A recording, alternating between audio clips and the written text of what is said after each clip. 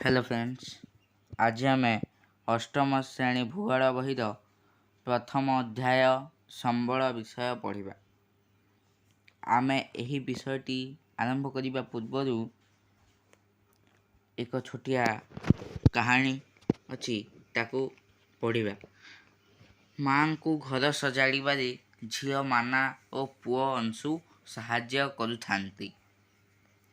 माना अंशु को कहला, देख लुगापटा, बासनकुसन, धान चाउल, पानिया, चेयर, टेबुल, बहीपत्र आदि सबुजाक जिनिस आमर किछि ना किछि व्यवहार लगुछि।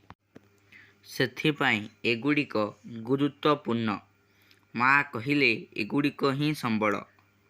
माँ संबल कौन? अंशु पचारिला। अंशु कौन पचारा ना माँ संबल कौन? विभिन्न आवश्यकता पूरण पाई आमे व्यवहार करुथिबा पदार्थ गुड़िक ही संबल। माँ उत्तर देले, तू तोर चारिआड़ को लक्ष्य कले विभिन्न प्रकार संबल संबंध जानी पारिबु। शोष मेंटाइबा पाई पिउथिबा जल, घर को आलोकित करिबा पाई विद्युत शक्ति, तू स्कूल को जीवा पाई पढ़ुथिबा साइकेल, ज्ञान आहरण पाई पढ़ुथिबा पुस्तक आदि सबुजाक ही संबल। आज तुम पाई मु घरे स्वादिष्ट घांट तरकारी करिछि।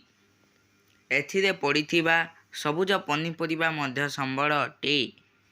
पानी, विद्युत शक्ति, साइकेल, पनीपरिबा ओ पाठ बही मध्य एक प्रकार समानता अछि। एगुड़िक तुमे व्यवहार रे लगाइछ, सेथिपाई एगुड़िकर उपयोगिता अछि।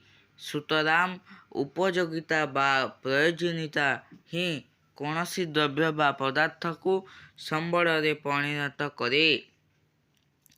तेबे कौनसी पदार्थ संबल रे किपरि परिणत हुए अंशु जानिबाकू चाहिला।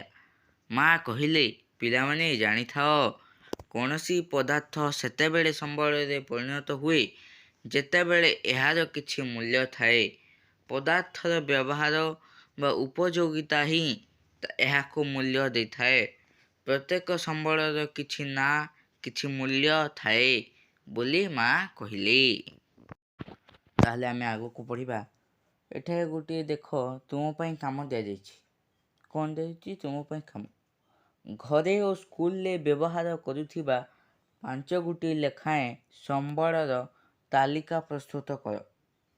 एही प्रश्नर आंसरटी तुमे आम कमेंट बॉक्स लिखि जना। तापरे पढ़िबा, किछि पदार्थर आर्थिक मूल्य रहिछि ओ अन्य किछि पदार्थर आर्थिक मूल्य नथाए। उदाहरण स्वरूप, धातव पदार्थर आर्थिक मूल्य रहिछि मात्र एक सौंदर्यपूर्ण भूमि रूपर कौनसी आर्थिक मूल्य नाही। मार स्नेह ममता बिना छोट शिशुटीए बंचिबा असंभव। सुतराम ଏହା ଏକ ଅମୂଲ୍ୟ ସମ୍ବଳ। ପ୍ରତ୍ୟେକ ବ୍ୟକ୍ତିର ଉତ୍ତମ ଚରିତ୍ର ମଧ୍ୟ ଏହିପରି ଏକ ସମ୍ବଳର ଉଦାହରଣ। ତେବେ ଉଭୟ ପ୍ରକାରର ସମ୍ବଳର ଗୁରୁତ୍ୱ ରହିଛି ଏବଂ ଉଭୟ ହିଁ ମଣିଷର ଆବଶ୍ୟକତା ପୂରଣ କରିଥାନ୍ତି।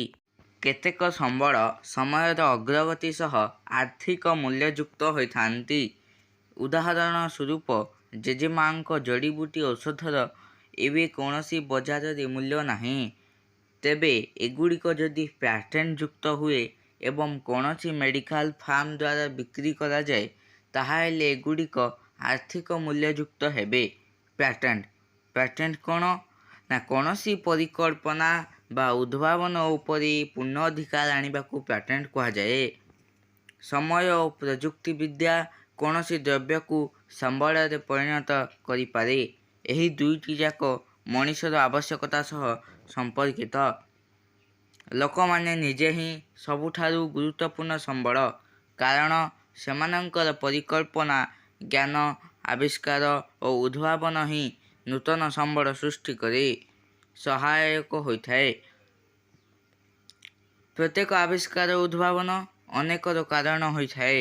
ଉଦାହରଣ ସ୍ୱରୂପ, ନିଆଁର ଆବିଷ୍କାର ସହ ରୋଷେଇ ଓ ଅନ୍ୟାନ୍ୟ ପ୍ରକ୍ରିୟାର ଆବିଷ୍କାର ହେଲା।